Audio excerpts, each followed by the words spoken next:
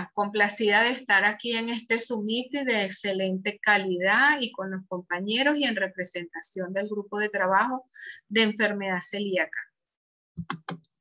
La agenda es la situación epidemiológica de la enfermedad en Latinoamérica, algunos artículos de interés y el reporte preliminar del registro que estamos haciendo.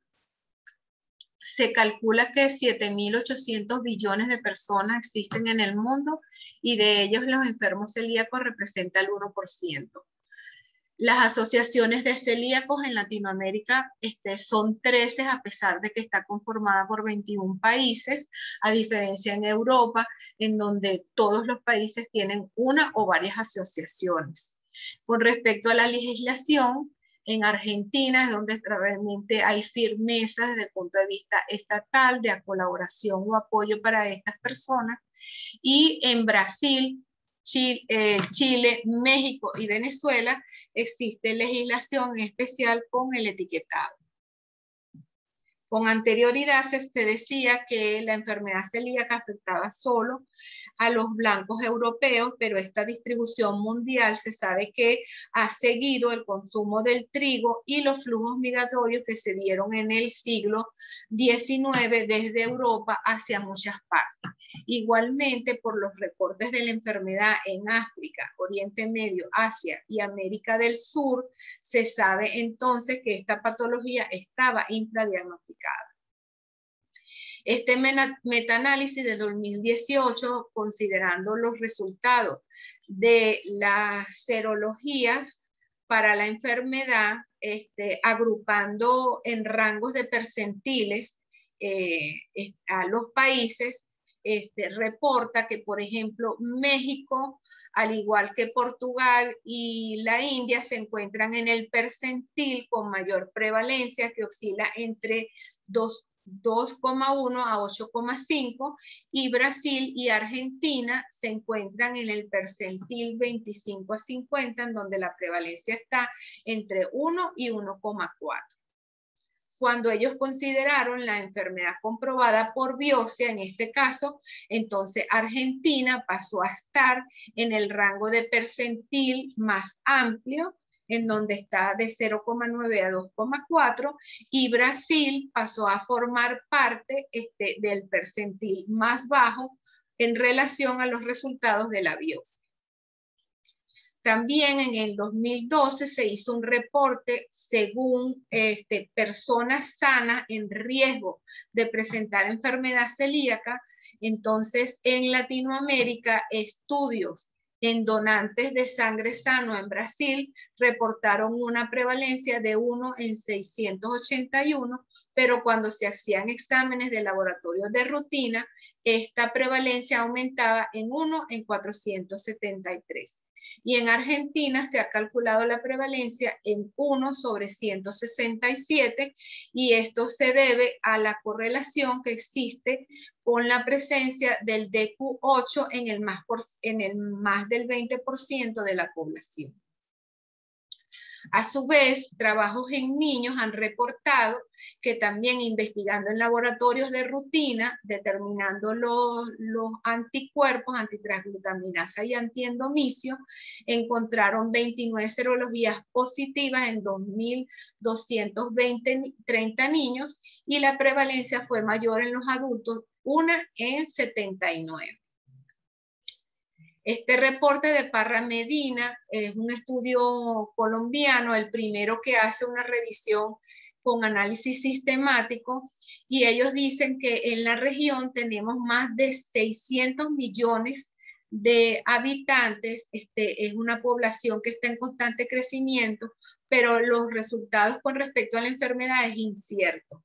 Y se ha informado que en los países donde hay enfermedad celíaca es que existe una alta mezcla de raza caucásica, estando así Argentina, Brasil, Chile, Cuba, Uruguay y Venezuela, que tienen más del 50% como componente caucásico. Brasil, que es uno de los países que ha estudiado más la enfermedad, la mayoría de los casos de celíaca está en esta zona, y se ha encontrado que al norte o al noreste del país la enfermedad es baja, probablemente en relación con los antecedentes ancestrales amerindios y africanos, y en las comunidades netamente nativas de origen indio y africano, la enfermedad es nula. Este mismo estudio reportó que en Latinoamérica la enfermedad oscilaba entre 0,46 y 0,64%, cuando consideraban el antecedente de familiaridad en primer grado, este era de 5,5% la prevalencia, y cuando había coexistencia con diabetes mellitus era en un rango de 4,6 a 8,7. Y Velasco en Colombia estudió 155 niños con diabetes, encontrando 13 tenían enfermedad celíaca, 4 con una enfermedad realmente establecida y 7 fueron considerados como potencial. 9 de ellos tenían el haplotipo DQ2, DQ8. En Perú hicieron este primer reporte, aunque es en adultos, encontraron una prevalencia de 1,2% en una muestra de 101 personas, y eran en las zonas de áreas urbanas, en 5 áreas urbanas. Y en México, estudiando a la población mestiza, encontraron una cero prevalencia basada en la determinación de anticuerpos antitransglutaminasa y antiendomicio en 0,59, con un rango que llegaba hasta 129. Y cuando analizaron el perfil genético, 11 de 5 niños al norte del país tenían un DQ2, DQ8 como fenotipo, y el DQ8 era más frecuente en adultos. En Centroamérica, en El Salvador y Costa Rica existen pocos casos confirmados de la enfermedad, pero hay susceptibilidad genética en la población. En El Salvador, en el 2014, reportaron el primer estudio que utilizó la clasificación de Marsh modificado y la tipificación amplia del HLA-DQ. En Panamá no existen estudios epidemiológicos ni datos sobre los pacientes, sin embargo, ellos tienen una asociación de celíacos que da apoyo a estas personas. En Honduras y en Nicaragua hay casos aislados reportados, y ellos dicen que en esta zona hay que estimular el conocimiento de la enfermedad, dado que existe un alto índice de que no conocen las manifestaciones. Y en Guatemala, la mayoría de los casos han sido reportados en medicina privada, con una incidencia de 1 sobre 100,000 adultos, y ellos dicen que se requiere mucho más estudios para saber cómo es la enfermedad celíaca en la población con ascendencia maya. En este artículo, nosotros en el registro estamos evaluando la edad de diagnóstico de la enfermedad, y tenemos que luego de un periodo de latencia pudiera presentarse la enfermedad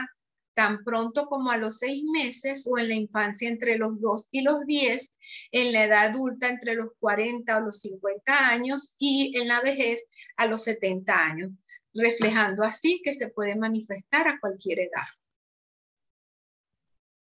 Igualmente, existen algunos factores responsables de las diferencias genéticas, como los patrones de consumo del gluten, así como la edad de introducción, las prácticas de alimentación, las infecciones gastrointestinales, el uso de antibióticos y de inhibidores de bomba, así como la tasa de cesárea. En el registro, nosotros hemos evaluado la exposición al gluten de los pacientes, así como el peso al nacer, tipo de parto, lactancia materna y vacunación,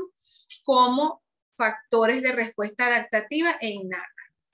Se sabe que actualmente que los péptidos que no son digeridos en este borde cepillo, se forma el péptido 33 alfa-gliadina, que es el que desencadena la cascada inflamatoria, así como la promoción de la formación de la interleuquina 15, que promueve la muerte del enterocito a través de la estimulación de linfocitos CD8,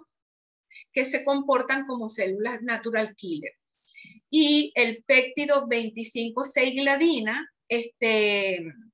activa directamente el sistema inmunológico innato, que a su vez está en relación con la interleuquina 15, y esto no está relacionado con los haplotipos. y se piensa que esta interleuquina es responsable de la pérdida de la tolerancia. Desde el punto de vista de la patogenia extradigestiva, lo que voy a destacar es que existen vías inmunológicas compartidas en estos pacientes que tienen enfermedad autoinmune, así como puede haber un mimetismo molecular y paso de anticuerpos hacia la circulación general por aumento de la permeabilidad intestinal. Este artículo de un grupo de Boston y otros italianos, en donde se encuentra el doctor Aleso Fasano, señala que aunque las definiciones de Oslo de enfermedad celíaca clásica y no clásica, en la actualidad debiésemos hablar más bien del fenotipo intestinal y extraintestinal, y a su vez esta clasificación es nueva, como enfermedad celíaca seronegativa no está incluida dentro de los criterios de Oslo, y en este caso tenemos que hacer también diagnósticos diferenciales con atrofia vellositaria. Igualmente la enfermedad celíaca que no responde, que pudiera ser una enfermedad activa porque continúa la exposición al gluten, o el paciente responde lentamente a la dieta, o es una enfermedad refractaria, o existen enfermedades asociadas que debemos descartar. Nosotros en el registro identificamos las manifestaciones clínicas, aquellas que son gastrointestinales, que están en relación con la malabsorción intestinal, y estos otros síntomas que no tienen que ver o que no son malabsortivos. Igualmente, en las formas extraintestinales estamos investigando y las enfermedades autoinmunes, pero solo quiero destacar que es de reciente descripción y están redefiniendo los criterios de hígado graso, y ahora se habla del hígado graso asociado al metabolismo, que entre ellos se ha encontrado la enfermedad celíaca, bien sea en el momento del diagnóstico o posterior a una dieta libre de gluten, y es importante que conozcamos esta entidad. En los datos del registro, nosotros el objetivo fue elaborar un registro de pacientes menores de 18 años diagnosticados con la enfermedad en las distintas regiones. Tenemos hasta ahora 105 niños con una edad media de 7,8, la mayoría son mujeres y han participado países de Uruguay, países como Uruguay, Venezuela y Argentina, en donde se ha registrado el mayor número de niños. Cuando se investigó sobre la etnia, solo en 35 casos fue referida, y la mayoría de ellos, en el 86%, fue caucásico. Y con respecto a la familiaridad, tenemos en primer grado el 14%, en segundo grado el 16%. El tipo de parto no se conocía, muchos de estos datos son retrospectivos, en el 64,8%, la edad gestacional una media de 38 semanas y el peso al nacer de 3 kilos 148. La lactancia materna se conocía que fue dado solo en 28 de 30, y el trigo fue dado como cereal en la introducción de alimento en el 92% de los pacientes, y la vacuna de rotavirus, su información fue suministrada solo en 50, no siendo administrada en 28 niños. El motivo de consulta de investigación para enfermedad celíaca fueron los síntomas, y se encontró en relación a la situación de riesgo que habían 10 que tenían familiares en primer grado, 7 en segundo grado y 7 como diabetes tipo 1, síndrome de Down en 6. La clínica digestiva malabsortiva más frecuente fue la diarrea, la distensión abdominal y la pérdida de peso, y en la no malabsortiva el dolor abdominal y el estreñimiento. Así como en la extradigestiva, la talla baja, la astenia y la cefalea fue lo más frecuente. El déficit IgA se registró solo en 2 pacientes. La técnica de determinación de antitransglutaminasa fue por ELISA en el 86% de los casos, y la quimoluminiscencia en 14%, y entre el cociente de título de antitransglutaminasa y el valor de corte normal, la mayoría estuvo por encima de 10. La determinación de antiendomicio fue en 99, en 94 fue positivo, y el antipéptido diaminado en 8 de 103 fue IgA, IgG en 67 de 99. La biopsia fue reportada en 98 de 105 y la mayoría estuvo en los perfiles de atrofia subtotal o total. El antígeno HLA solo fue determinado en 16 casos y el DQ2 fue reportado en 11 de estos 15 pacientes y en 4 solo se determinó el genotipo ampliado. En definitiva, el registro nos va a permitir conocer los datos demográficos de la enfermedad en Latinoamérica y el Caribe, permitirá estimar el perfil de la presentación clínica, valorar cómo estamos haciendo el diagnóstico y nos dará información sobre los haplotipos HLA.